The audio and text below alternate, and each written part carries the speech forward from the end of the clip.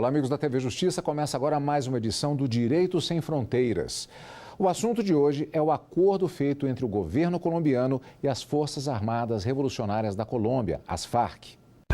A Farc foi criada em 1964 por um ex-combatente do Exército. Ele se juntou a alguns outros interessados em instalar o socialismo na Colômbia. O grupo guerrilheiro se estabeleceu na selva amazônica e, desde a criação, conta com muitas mulheres soldados. As principais bandeiras da Farc estavam ligadas às causas sociais: distribuição igualitária de renda, reforma agrária, fim dos governos corruptos e das relações econômicas com os Estados Unidos. Mas nos anos 80, passou a fabricar e vender cocaína como modo de financiar a compra de armas. Passou a ser considerada, então, um grupo terrorista. 10 anos depois, chegou a controlar 40% do território colombiano, com 18 mil guerrilheiros. Mas uma ação conjunta entre as forças norte-americanas e colombianas enfraqueceu a Farc, a ponto de ser dizimada em alguns pontos do país. Depois disso, as Farc chegaram a cair em descrédito entre os colombianos. A maioria da população desaprovava a ação do grupo, mas essa maioria não se confirmou quando o país votou um plebiscito que buscava referendar um acordo entre o governo e as Farc. Mais da metade disse não ao acordo. Este tema será tratado no programa de hoje com as nossas convidadas. Clarita Maia, mestre em História das Relações Internacionais e especialista em Direito Internacional dos Conflitos Armados. E com Elizabeth Ruano, doutora em Ciências Sociais. Agradeço muito a presença de ambas aqui nos estúdios da TV Justiça para falar a respeito desse tema. Eu gostaria de começar perguntando à doutora Elizabeth, inclusive com uma característica. A doutora Elizabeth é colombiana, então tem uma ligação com o tema que vai além dos estudos, embora isso afete, claro, toda a América Latina e, por que não dizer, todo o mundo. Por que o povo colombiano disse não ao acordo? Bom, podemos pensar em duas linhas de explicação e compreensão para o não, o triunfo do não. Primeiro, dizer que foi um triunfo apertado, em menos de 1% de distância entre a aprovação do não e o sim para o plebiscito. De ponto de vista conjuntural, o fato de ter sido uma campanha a favor do não muito eficaz, campanha liderada pelo ex-presidente Uribe, que governou a Colômbia entre 2002 e 2010, período conhecido por um aprofundamento da violência e vulneração dos direitos humanos. Ele e a campanha a favor do não vão focar em uma desinformação do conteúdo do acordo e trazerão à tona outros conflitos que a Colômbia lida, conflitos políticos, como, por exemplo, a ideologia de gênero. Se você faz uma análise de quem votou a favor do não, você encontrará que as igrejas foram uma dos setores sociais que vão alimentar o número de votos. Grandes empresários também fazem parte do não. Mas não é apenas a conjuntura que nos permite compreender o triunfo do não. Você tem que dar uma olhada, uma conferida a processos de longa duração. Houve, nas últimas décadas, pelo menos 4 tentativas de negociação política para nossos conflitos, para conflitos em plural, porque não é apenas um conflito armado que a Colômbia sofre. Esse drama político colombiano vai redundar em uma ideia muito difundida na Colômbia, tristemente, de uma naturalização do conflito, que vai conviver simultaneamente com desconfiança nas instituições e com o medo permanente de que o conflito ganhe outras proporções. Então, não vai se explicar nessa complexidade de dramas que o país enfrenta. Não é um não apenas à paz, é uma manifestação de quanto praticamente um século de violência exige uma pedagogia para a paz. Os que votaram não são principalmente grupos que não conhecem as vantagens de vivermos em paz. Se você olha para quem tem a possibilidade de votar na Colômbia, são pessoas que não conhecemos o que é ter um país em paz. nós vimos desde a década de 40 em contínuos processos de enfrentamento entre o Estado colombiano e diferentes grupos à margem da lei, não apenas guerrilhas, mas também a partir de 80 os paramilitares, que é um braço que se casa em um matrimônio bastante promíscuo com as forças armadas do próprio Estado Nacional. Então, é uma complexidade muito grande. Falar que haveria apenas um aspecto que justifique ou não seria uma visão limitada. Há muitas variantes que dariam para poder compreender melhor o triunfo do não. Esse detalhe da transformação em um partido político, isso também é algo que, do ponto de vista até da comunidade internacional, ficou um pouco difícil de se engolir, de se entender, havendo um certo pragmatismo no caso, que era o que seria possível se fazer no acordo? Olha, todos os acordos, todos os tratados internacionais sobre conflitos armados internos aconselham a anistia. A anistia é uma técnica de construção da paz, principalmente quando se chega ao ponto que a Colômbia chegou de profunda clivagem. É claro que os crimes tipificados pelo Estatuto de Roma do Tribunal Penal Internacional são crimes que são imprescritíveis, crimes de guerra, crimes contra a humanidade, genocídio, tortura e o próprio terrorismo. Como vai ser administrada a justiça de transição, isso é uma grande questão. Em 2002 foram abertas as primeiras postulações de investigação, está em fase de admissibilidade, de casos de violação de direitos humanos e de direito da guerra, e aí chamando a aplicação de todo o conteúdo do direito internacional humanitário, não apenas para conflitos internos, mas internacional. Para os casos, para os vários conflitos da Colômbia, como bem a professora Elizabeth colocou, e está em fase, como eu falei, de admissibilidade, ou seja, os documentos de investigação. Os documentos ainda não foram tornados públicos, mas com certeza, como sempre é nesse caso, e como você bem colocou, vai ter que ser uma solução entre o pragmatismo e o direito. E como ficamos agora, justamente na medida que havia uma expectativa, acho que de todo mundo, que o acordo seria celebrado. Na verdade, havia até uma festa programada em Bogotá, quando da data da apuração final da votação, e essa festa, evidentemente, foi esvaziada. Como fica, a partir de agora, esse acordo? O direito internacional não pode entrar nos meandros do direito constitucional colombiano.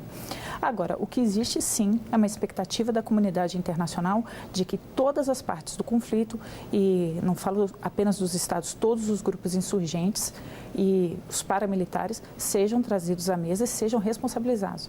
A grande vantagem do ponto de vista humanitário de se incluir, se dar voz e se dar uma alternativa honrosa, digamos, a todos os insurgentes, é que eles também se fazem responsáveis perante o direito internacional, de responderem ao direito internacional, de observarem o direito internacional. Salvo engano, e isso com certeza a Colômbia, esse conflito civil interno, a bem dizer, é um conflito, é o mais longevo da América Latina e um dos que mais vitimizam em termos de minas terrestres do mundo.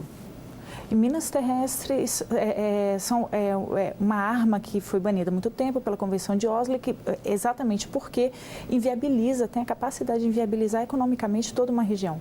Um país que é produtor, principalmente de petróleo, derivados de petróleo, carvão, café, ou seja, tem a sua economia, principalmente exportadora, baseada no extrativismo, sofre bastante com esse tipo de modus operandi de guerra. Essa é uma perspectiva do direito internacional. Vamos perguntar justamente como é que fica a expectativa do ponto de vista do próprio direito constitucional e das relações institucionais e sociais da Colômbia. Como é que fica a situação a partir dessa postura que foi referendada no sentido do não referendo que aconteceu e da vitória do não? Bom, a obrigatoriedade, não existia a obrigatoriedade do referendo. O referendo é uma estratégia de legitimação política do acordo. Por confiança, desconhecimento, o presidente Santos aposta por uma legitimidade, uma consulta via plebiscito ao povo colombiano. O não deixa a Colômbia e o acordo em um estado de incerteza total. As respostas de como fazer essa justiça de transição para os membros das Farc eram respostas que iriam ser construídas após a legitimação do acordo via plebiscito. Quando isso não acontece, todo o processo fica sem bases. E de aí a grande preocupação não apenas de quem liderou o sim, mas do país em geral, em que momento entramos nessa sem saída que deixa sem legitimidade ao próprio presidente da República. Em boa hora aparece o Prêmio Nobel como mais uma confirmação de ordem internacional da importância desse processo, não apenas para o país, mas para a região como um todo.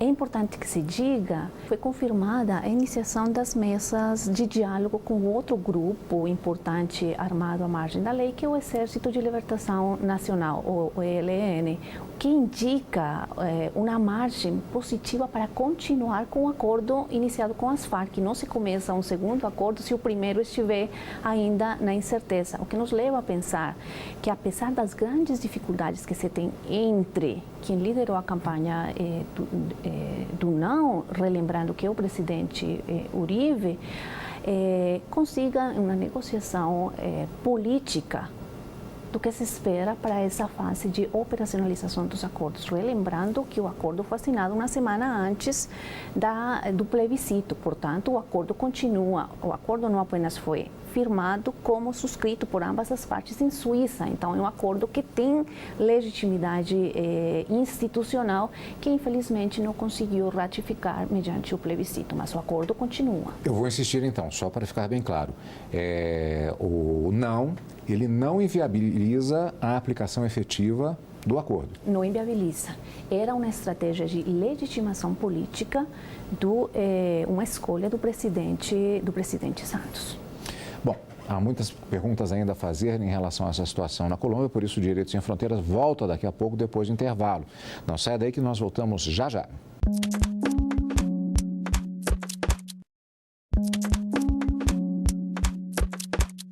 Voltamos com o Direito Sem Fronteiras. O tema de hoje é o acordo entre as Farc e o governo colombiano.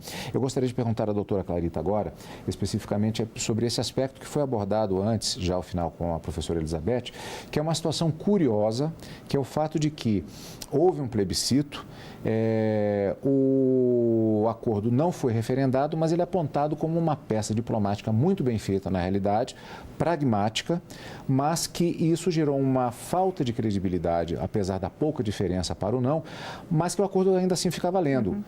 Essa situação ela é muito curiosa e ela pode ser comprometedora, inclusive com os outros acordos em vias de execução, como a professora bem falou também, com outros grupos, como é o caso da ELN, por exemplo? Eu dou 2 passos para trás para dar 3 para frente na resposta que eu preciso dar. Santos foi o ministro da Defesa de Uribe e foram tributados a ele e a Uribe, claro, muitos êxitos no desmantelamento das Farc. Causa uma surpresa, e para mim do ponto de vista positivo, que uma vez presidente ele tenha começado a trazer os grupos insurgentes à mesa de negociação. Inclusive, esse é o ponto de discórdia entre ele e o antigo preceptor, digamos assim, político e intelectual, o próprio Uribe. Foi a aproximação dele com Chávez para que começasse a haver uma negociação que disso resultou a clivagem, digamos assim. Mas, de fato, em 2012 se começou uma negociação, quer dizer, uma negociação longeva do ponto de vista internacional, 4 anos, com todos os representantes da sociedade civil, representantes chaves e aceitos pelos 2 lados, digamos assim, no conflito até então. De fato, as Farc eram o interlocutor principal. Claro, membros da Farc, membros do governo, observadores internacionais. Então, do ponto de vista dos principais, por exemplo, dos Estados Unidos, que foram os financiadores do principal financiador internacional do Plano Colômbia, por exemplo, que foi substituído por esse, hoje vigente, sim, uma grande peça diplomática, uma peça diplomática que apontava para reformas legislativas, inclusive, muito bem-vindas, muito bem recepcionadas pela Farc, que, embora ainda não engendrem aquela reforma agrária que tantos grupos insurgentes demandaram desde a origem, desde os anos 40, desde os anos 60, por causa da ELN, mas traziam mais justiça social, digamos assim. É claro que no bojo também houve um cavalo de Troia, né? A emenda constitucional para aumentar a jurisdição militar, muito mal recepcionada pelos grupos de direitos humanos. Ela naufragou na tramitação legislativa, surgiu uma nova proposta de iniciativa executiva, mas no frigir dos ovos, digamos assim, o pacote geral é um pacote extremamente positivo, tanto do ponto de vista legislativo quanto do ponto de vista político. Novamente, aproveitando a fala anterior da professora Elizabeth, o Nobel veio referendar, veio demonstrar que o mundo inteiro, os observadores internacionais, têm essa avaliação positiva do processo. Uma manifestação da própria doutora Elizabeth durante o intervalo de que ela, não vou roubar a sua análise, de que foi um excesso talvez de confiança por parte de Santos, submeter o acordo a referendo.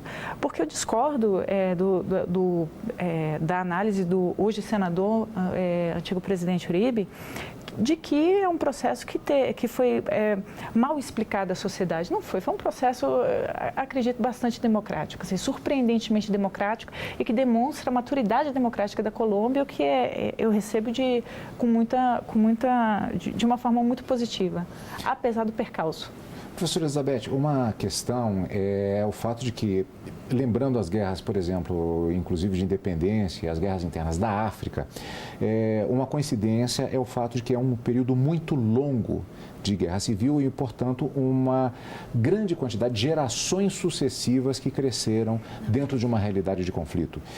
E haverá, se tudo der certo, a partir da execução desse acordo e também dos outros que estão em processo de negociação, uma desmobilização de uma grande quantidade de pessoas que talvez só tenham conhecido particularmente a guerra e que talvez tenham até desenvolvido as suas atividades diárias unicamente voltadas para isso.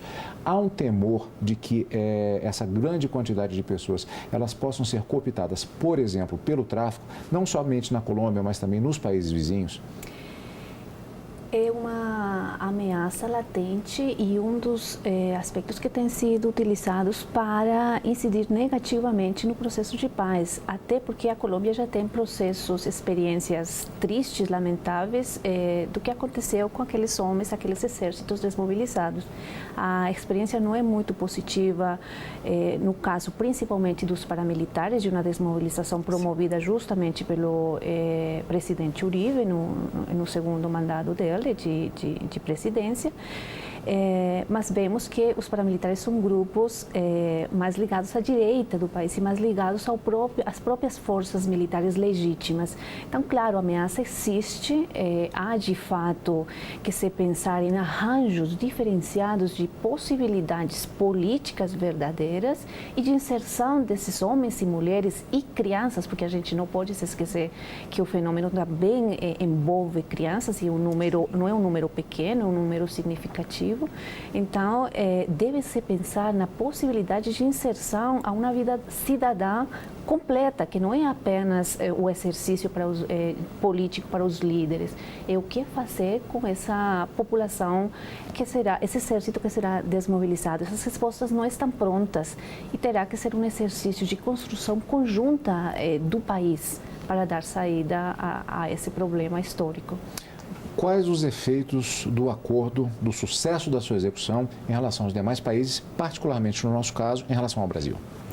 O Brasil, durante muito tempo, até mesmo porque não detinha uma legislação apropriada de tipificação de terrorismo, aliás, até o momento não tem, a recente lei tipifica atos de terrorismo e não terrorismo em si, a despeito da expectativa, mas até muito recentemente o Brasil se negava, digamos assim, a reconhecer o caráter terrorista realmente das Farc. Não podemos pintar a realidade com cores mais vibrantes do que ela tem. De fato, a Farc, assim como os paramilitares, assim como outros grupos, levaram a cabo atos terroristas sistematicamente. Não à toa, a União Europeia, os Estados Unidos sempre mantiveram as Farc na lista de grupos de organizações terroristas. Isso realmente não há que se esquecer. O êxito do acordo traz uma proximidade maior diplomática, inclusive com a cessão de Santos, a presidência da Colômbia, foram, digamos, refeitos os laços diplomáticos com países vizinhos nas fronteiras dos quais o exército colombiano fez operações, às vezes, alegadamente invadindo a jurisdição territorial desses países. Isso gerou, por certo, grande desgaste, e um processo de paz vai estabilizar e regularizar essas relações, como de fato já está regularizando. Professora Elizabeth, com essa resposta que foi dada pela sociedade colombiana, havia expectativa de que estivesse tudo bem, uma lua de mel, digamos assim, entre todos os envolvidos. Isso gera alguma insegurança do ponto de vista, por exemplo, dos membros da Farc? Existe algum clima entre eles que possa ser detectado no seguinte sentido: não, eu não vou sair da clandestinidade porque isso pode me levar a uma situação que eu ficaria comprometido e visível, me tornaria um alvo fácil? Isso pode acontecer? Há alguma expectativa nesse sentido, ou há uma certa tranquilidade na medida que legalmente o acordo ele tem toda a condição de ser executado? Logo em seguida de conhecer o resultado, o secretariado das Farc fez uma ampla divulgação da ratificação do processo de paz e do compromisso desse grupo de continuar independente dos problemas que a operacionalidade do tratado implique. Então, foi muito bem recebido essa ratificação do compromisso independente do triunfo do não. E, evidentemente, os diálogos continuam e a sociedade civil tem se mobilizado, principalmente dizendo: não importa quem está a favor do sim, quem está a favor do não, o que o país precisa é trabalhar uma pedagogia do entendimento de que significa o desafio de entrar em um processo de paz. Então, o risco existe, mas acredito que seja minimizado justamente pela vontade política das Farc e por uma acolhida de uns segmentos significativos da sociedade civil colombiana que ratificam a decisão das Farc e do governo Santos. Apesar das dificuldades, sempre que há uma expectativa de que um país ele sofra um processo de pacificação e, consequentemente, de retorno a uma situação que ela é mais confortável, até mesmo do ponto de vista econômico, há uma expectativa positiva, por exemplo, no que se refere a investimentos internacionais, uma maior relação, inclusive com os seus vizinhos, inclusive o Brasil, há uma participação maior, por exemplo, com a da Europa em relação a comércio internacional. Já se vislumbra alguma coisa nesse sentido? Essa pergunta é fantástica, porque a Colômbia, apesar de ser um país tão pequeno e envolto em tantos conflitos, é o 35º, se não o 8º maior exportador mundial. É um país extremamente rico, é considerado uma economia complexa e, portanto, ele tem uma capacidade de ganho econômico caso haja, de fato, uma pacificação e uma ampliação da jurisdição do Estado, para todo o território, fantástica, imensa. Infelizmente, alguns recursos, por exemplo, estão em mãos justamente dos insurgentes, grandes minas de ouro, por exemplo. Imagina o poder público podendo tributar esse tipo de atividade lícita e produtiva, capaz de criar cadeias produtivas interessantes.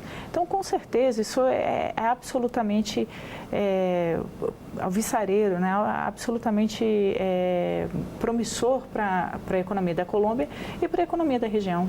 O Direito Sem Fronteiras vai ficando por aqui na edição de hoje. Agradecemos a presença de Clarita Maia, mestre em História das Relações Internacionais e especialista em Direito Internacional dos Conflitos Armados, e Elizabeth Ruano, doutora em Ciências Sociais. Você, amigo da TV Justiça, acesse tvjustiça.jus.br. Até o próximo programa. Tchau!